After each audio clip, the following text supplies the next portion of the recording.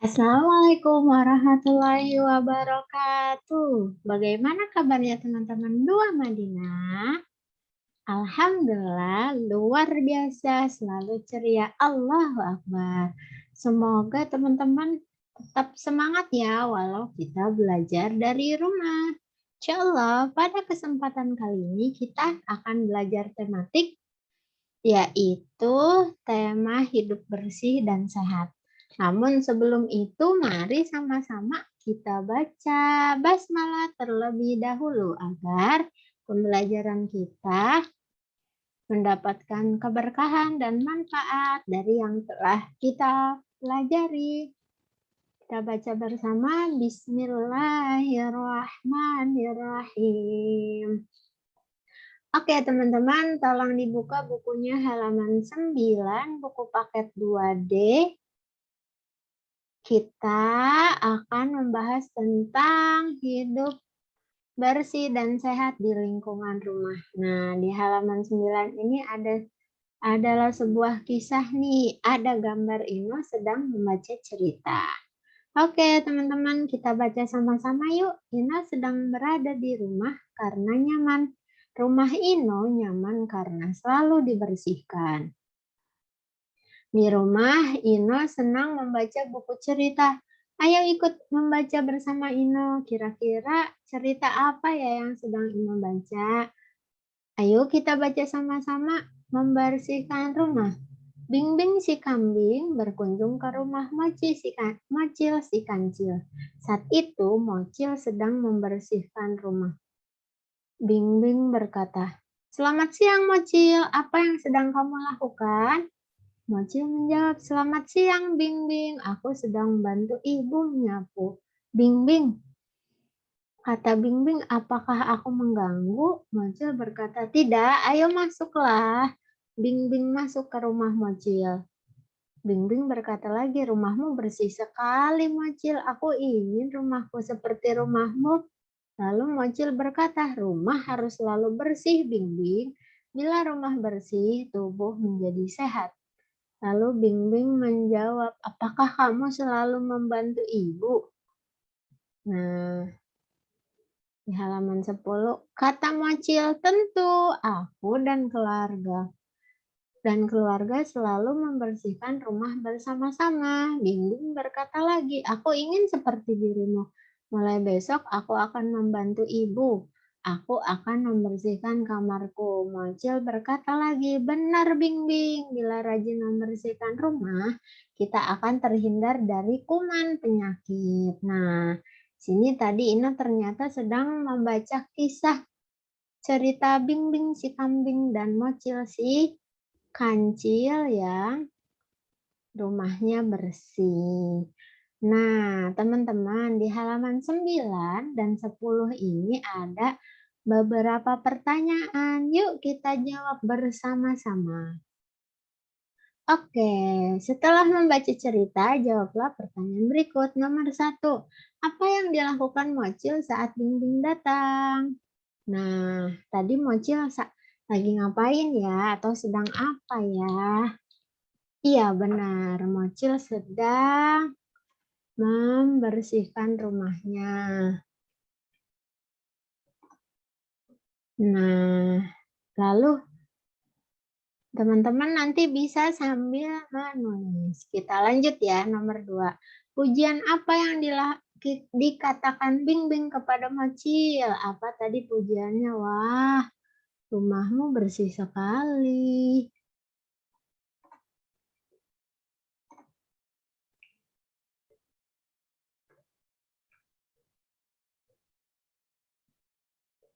Nah, sudah selesai ditulis, kita berlanjut ke nomor 3. Apa yang diucapkan Mocil kepada Bing-bing tentang rumah bersih? Nih ada di halaman 10 nih yang terakhir. Apa yang diucapkan? Iya, benar banget teman-teman. Bila rajin membersihkan rumah, kita akan terhindar dari penyakit.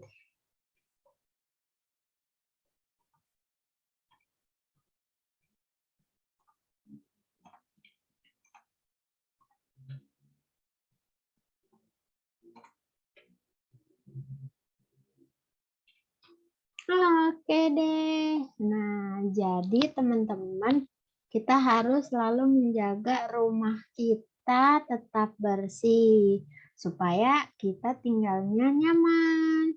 Beraktivitas di rumah juga nyaman. Ya, karena apa? Menjaga kebersihan itu termasuk daripada sebagian dari iman. Waktu di pembiasaan kita kayaknya sudah belajar deh tentang hadis kebersihan. Masih ingat nggak bunyinya?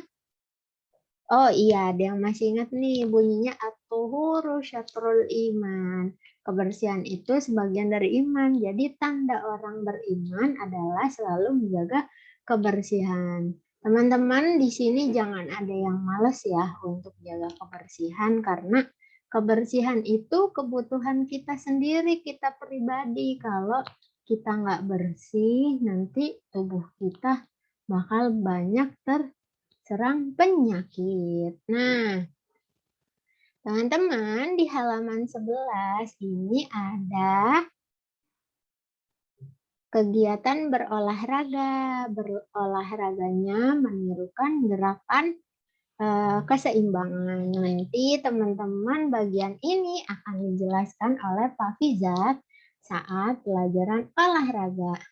Oke, kita lanjut dulu ya ke halaman 13. Nah, di halaman 13 di sini ada cara-cara atau gambar-gambar yang menunjukkan tata cara membersihkan diri yaitu mandi.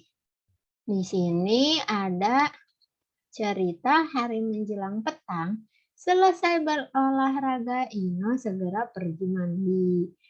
Buatlah kalimat cara mandi yang tepat berdasarkan gambar. Yuk kita perhatikan gambarnya. Dan kita buat kalimat sederhana dari gambar-gambar tersebut. Oke, yang pertama di sini ada gambar apa kira-kira ya?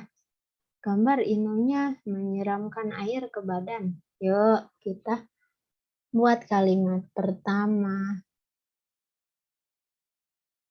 Yang pertama, atau pertama-tama siramlah air bersih ke seluruh tubuhmu. Jangan lupa ini ada kata-kata perintah maka diakhiri bukan tanda titik tapi tanda seru. Yang kedua, apa nih yang kedua? Ada sedang pakai sabun. Pakai sabun ke seluruh tubuhmu. Kira-kira sampai berbusa.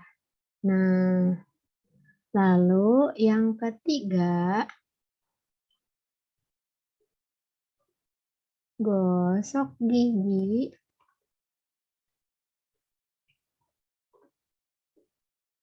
Gosok gigimu agar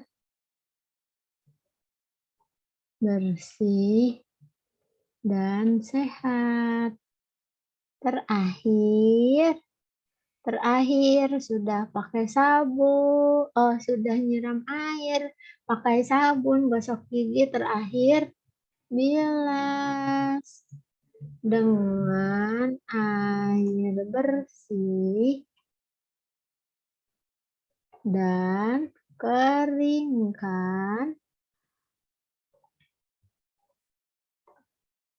keringkan badanmu menggunakan handuk. Nah, yang terakhir ini agak panjang. Bu Fat nulisnya agak ke bawah ya. Nah, teman-teman pasti saat mandi punya urutan yang berbeda. Biasanya setelah siram air ke seluruh badan, ada yang memulai dari menggosok gigi terlebih dahulu, baru dia pakai sabun ke seluruh tubuhnya. Tapi yang pertama-tama dilakukan biasanya adalah dengan menyiramkan air bersih ke seluruh tubuh.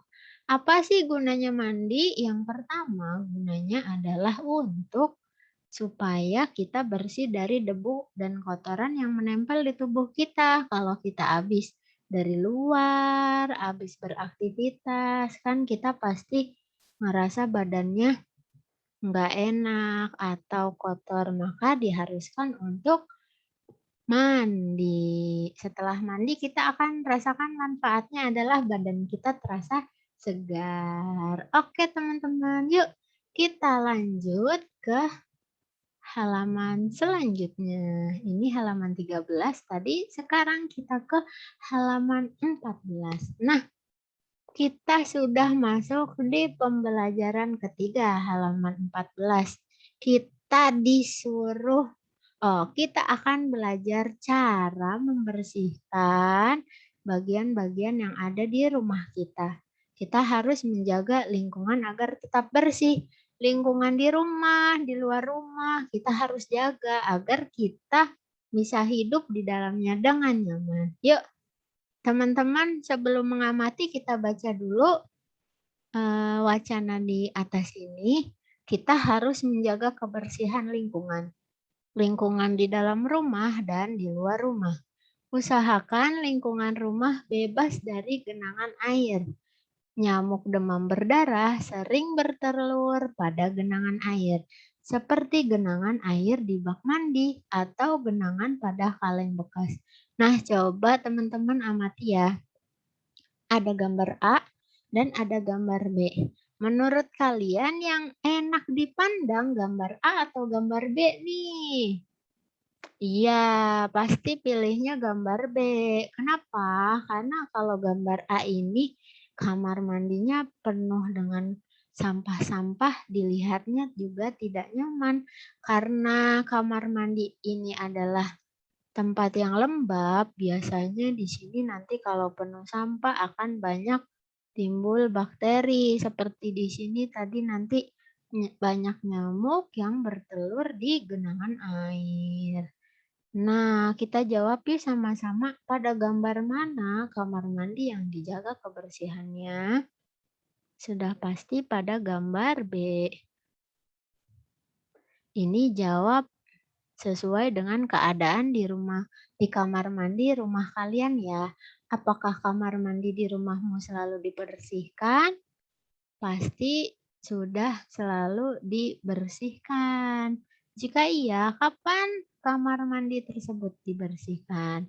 Biasanya kita dianjurkan untuk membersihkan kamar mandi dengan cara menguras air di bak mandi dan menyikat lantainya, dibersihkan dari kotoran-kotoran 1 minggu sekali. Supaya apa? Airnya tidak terlalu lama menggenang dan tidak banyak debu-debu yang menempel.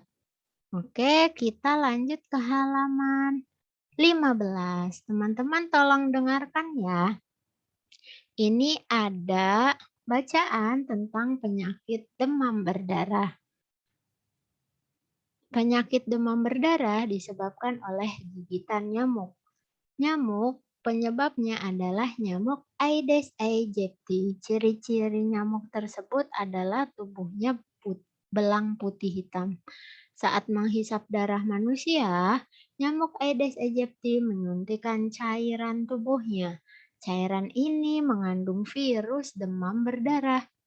Virus ini lalu menyerang tubuh manusia sehingga manusia menjadi sakit. Penderita demam berdarah menggigil kedinginan, padahal tubuhnya terasa panas bila disentuh. Di sekujur tubuhnya muncul ruam atau bintik-bintik merah gelap.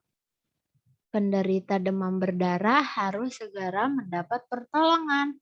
Bila terlambat, maka penderita akan mengalami muntah darah. Wah, ternyata bahaya juga ya kalau kita kena penyakit demam berdarah. Teman-teman di sini adakah yang pernah terkena penyakit demam berdarah? Mudah-mudahan tidak ada ya. Kenapa sih penyakit demam berdarah bisa menyerang kita? Apakah rumahnya bersih? Apakah rumahnya tidak bersih? Karena banyak nyamuk Aedes aegypti. Nah, sebagai informasi, nyamuk Aedes aegypti ini malah bertelurnya di genangan air yang bersih. Terkadang kan kalau saat cuaca lagi musim panas itu suka banyak masuk nyamuk ke dalam rumah. Nah, biasanya memang nggak semua nyamuk membawa virus demam berdarah, yaitu nyamuk Aedes aegypti khususnya yang tubuhnya belang putih hitam. Nah, selain Aedes aegypti ada juga salah satu nyamuk penyebab penyakit malaria. Nah, nama nyamuknya Bufat agak lupa. Dia kalau Aedes aegypti itu demam berdarah, kalau ini satu lagi nyamuk malaria. Biasanya kalau nyamuk malaria ini ada di daerah hutan-hutan hujan yang lebat gitu. Yuk kita jawab pertanyaan di bawah ini. Yang pertama, penyakit apa yang disebabkan oleh gigitan nyamuk? Salah satunya penyakit apa teman-teman yang kita baca tadi? Iya, penyakit demam berdarah.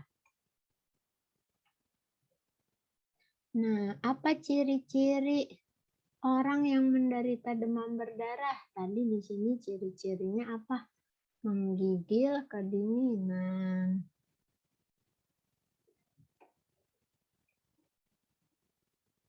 Nah, menggigil kedinginan padahal suhu tubuhnya panas. Bagaimana nyamuk menyebarkan penyakit? Nah, di sini tadi nyamuknya menyebarkan penyakit dari saat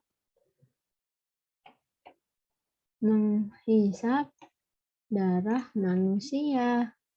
Jadi, penyebarannya nyamuk malaria ini, nyamuk ini terbang dan menggigit tubuh kita yang sebelumnya dia membawa virus demam berdarah. Jadilah kita kena sakit demam berdarah kalau terkena gigitan nyamuk tersebut. Nah, saat sudah terkena gigitan harus segera cepat dibawa ke klinik atau ke rumah sakit untuk menghindari muntah darah dan komplikasi lainnya. Kalau tidak cepat ditolong, banyak juga korbannya yang bisa meninggal dunia. Itu. Jadi teman-teman jangan anggap sepele ya kalau tidak menjaga kebersihan. Kita harus jaga kebersihan supaya salah satunya adalah mencegah terkena penyakit. Oke, dilanjut halaman selanjutnya. Nah, di halaman 16 nih, kita bisa baca cerita sambil mengerjakan kata-kata acak di bawahnya. Oke, kita baca bersama-sama halaman 16.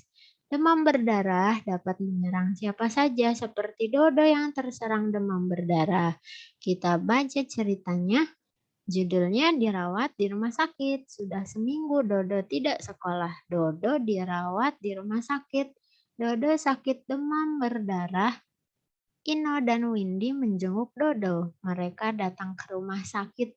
Ternyata Dodo masih lemah. Dokter mengharuskan Dodo rajin minum obat dan beristirahat. Nah, kalau lagi sakit memang diharuskan banyak-banyak istirahat supaya cepat pulih dan bisa cepat beraktivitas kembali. Nah, teman-teman di sini kita disuruh, ayo mencari tahu, temukan 6 kata tentang penyakit demam berdarah. Nah, di halaman 15 yang tadi kita kan sudah baca tentang ciri-ciri penyakit demam berdarah, gejalanya apa, disebabkan oleh nyamuk apa. Nah, sekarang kita nyari 6 kata-kata yang berhubungan dengan penyakit demam berdarah. Boleh dari cara mendatar, menurun, diagonal, ataupun dari atas ke bawah. Yuk, kita cari yuk sama-sama yuk. Kita kasih warna apa ya? Warna merah saja. Nih, yang mana yang mana? Nah, udah ketemu. Aedes. Lalu mana lagi, mana lagi? Nyamuk. Oke. Ada tanda-tanda apa lagi? Ada tanda namanya ruam. Terus mana lagi ya? Oh, ini di bawah menggigil. Mana lagi ya? Ini baru ada 4 nih. Nah, mana lagi? Oh, ini ada gejalanya panas. 1 lagi berarti. Yang mana ya? Yang mana ya? Seputar tentang bintik-bintik. Mana ya bintik-bintik? Oke, nanti teman-teman silahkan cari 1-nya. Yang terakhirnya di mana? Oke, bisa. Nah, sekarang teman-teman kita berlanjut ke halaman 17-nya. Di halaman 17 kita akan menarik garis untuk melengkapi kalimat sesuai dengan cerita yang di halaman 16. Dodo tidak bersekolah karena yang mana nih pilihannya? Agar Dodo cepat sembuh, Dodo sakit demam berdarah, cukup istirahat, atau karena mereka peduli Dodo? Iya benar, karena Dodo sakit demam berdarah. Oke, nomor 2. Teman-teman Dodo datang menjenguk. Menjenguk kenapa? Karena mereka peduli pada Dodo. Oke, yang baris ketiga. Dodo harus minum obat agar Dodo cepat sembuh.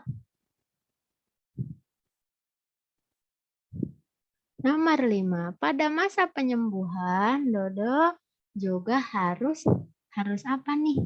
Harus cukup istirahat. Nah, di sini kita sudah selesai menulis dan mencocokkan. Teman-teman insya Allah bisa ya mengikuti. Masih semangat nggak nih? Nah, untuk lebih semangat lagi, yuk sama-sama kita tepuk semangat dulu deh, biar lebih semangat. Tepuk semangat. Nah, semangat. Oke, kita lanjut ke pelajaran selanjutnya di halaman 18. Nah, waktu hari Jumat yang lalu, kita kan sudah belajar tentang bangun datar sedikit sih, belajar bangun datar. Nah, bangun datar itu punya sisi-sisi. Coba kita lebih besarkan biar terlihat luas garisnya. Nah, di halaman 18 nih, alhamdulillah. Nah, teman-teman di sini, teman-teman disuruh tebalkan ruas garis pada setiap bangun datar berikut. Tulis banyak ruas garis pada lingkaran di dalamnya. Ini seperti contoh nih. Ada bangun persegi. Kita hitung ruas garisnya 1, 2, 3, 4. Nah, kalau yang di samping ini gambar apa? Iya benar, gambar segitiga. Kita hitung sama-sama yuk. Ruas garisnya kita tebalkan dulu. Kalau gitu warna apa ya? Hijau aja deh. Kita tebalkan warna hijau. 1. Wah, bufatnya jadi meliuk-liuk nih. Wah, kalau gitu kita hitung aja ya tandanya. 1, 2, 3. Berarti ada 3 buah garis. Ruas garisnya ada 3. Ruas garis dalam bangun datar disebut juga sisi. Banyaknya sisi pada bangun datar. Nah, sekarang yang di sini, yang gambar kedua ini gambar segitiga siku-siku. Masih sama yang gambar ketiga di sini juga gambar segitiga siku-siku, maka besarnya ada. Ruas garisnya ada 3 juga. Coba yang di sini, ini ada yang tahu segitiga apa namanya? Ya, ini namanya segitiga sama sisi. Sisinya ada berapa kalau segitiga? 1, 2, 3. Ada 3 juga. Nah, kalau gambar yang kelima ini gambar apa sih disebutnya?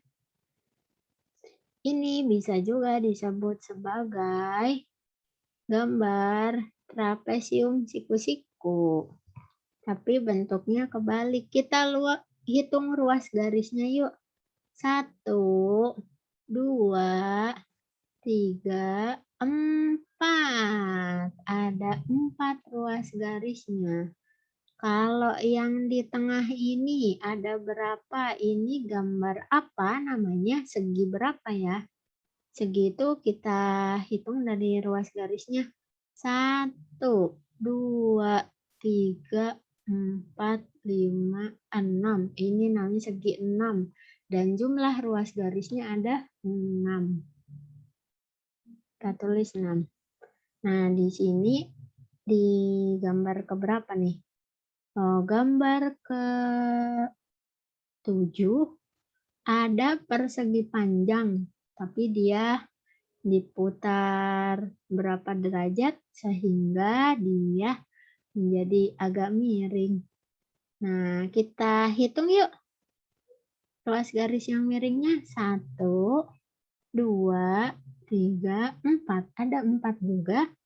Kalau yang di tengah kecil ini namanya apa ya? Namanya segi 5. Kita hitung. 1, 2, 3, 4. Oh, maaf. Ternyata ini adalah masih bangun segi 4. Ruasnya ada 4. Yang terakhir ini adalah belah ketupat. Belah ketupat juga ada 4 ruas garisnya. 1, 2, 3, 4. Oke, ada 4 ruas garis. Nah, di sini kita sudah selesai nih menghitung ruas garis atau sisi pada bangun datar. Setiap bangun datar punya sisi-sisi yang berbeda sesuai dengan bentuknya. Nah, kita terakhir sebelum ditutup, kita akan bernyanyi. Teman-teman, kita baca kisahnya. Setelah Ino dan Windy pulang, Dodo makan pisang yang dibawa Ino dan Windy. Oh, ternyata tadi Ino dan Windy itu membawakan oleh-oleh buah. Setelah habis dimakan, Dodo akan membuang kulit pisang di lantai tempat tidur. Perawat melihat tindakan Dodo yang membuang kulit pisang di lantai. Perawat menggoda Dodo dengan menyanyikan lagu Keranjang Sampah. Nah, iya.